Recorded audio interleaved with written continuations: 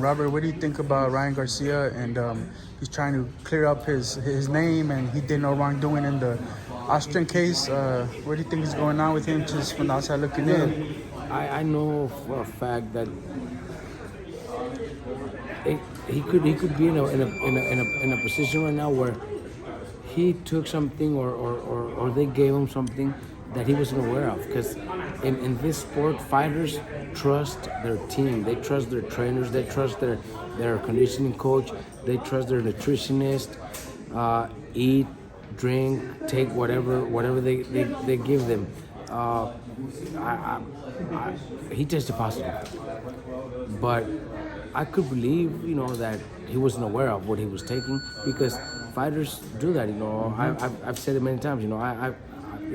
Every fighter, whatever we give them, they believe in us and they take it. If it's a shot, if it's a pill, if it's a food, whatever it is, they take it. They eat it because they believe in the team, they believe in the trainer, they believe in the conditioning coach. So can that be the case? Yes. I'm not blaming Ryan, but he did test positive. So now he's got to deal with the consequences, and he's the fighter. He's the responsible one. But I've said it 100 times. Even when I'm rapping my fighters don't pay attention to what I'm doing. They're listening to music. They're talking to somebody else. They're looking around. They just believe in me doing my job doing the hair. And I could easily throw something in there that's illegal. Easily. I've proved fighters wrong before. Fighters, no, there's no way. Margarito didn't know he had loaded hand wraps. And I've done it just to prove them wrong. They train, they go through a whole training, and then after training, I'm like, look at this. This is what you had. That's crazy. What the fuck? You know what? Because it is possible. Yeah. So when it comes to taking something, a vitamin shot, trust is a big thing. You trust in your partner. Look, perfect. Another example. We have a cutman, Dr. Anderson, who helps me with a lot of my fighters. We were in a dressing room with Abner Mares. Abner Mares is an experienced fighter. I got Abner towards the end of his career. And even then, he trusts his team. He trusts his people. We were in the locker room, and Dr. Anderson gave him a marble. It was something that Dr. Anderson had, every Saturday he gives somebody a marble. So Dr. Anderson gave Abner a marble. Abner took it and put it in his mouth, thinking it was something for him to, like a vitamin or something. And we told him, no, don't, that's a marble. Yeah. He thought, it was something, a vitamin or something, you know what I mean? So that's what I'm saying, when fighters, they trust their team, they believe in their team, and they take, they'll take, my dad has some pills that he brings from Mexico for when you're sick in the stomach.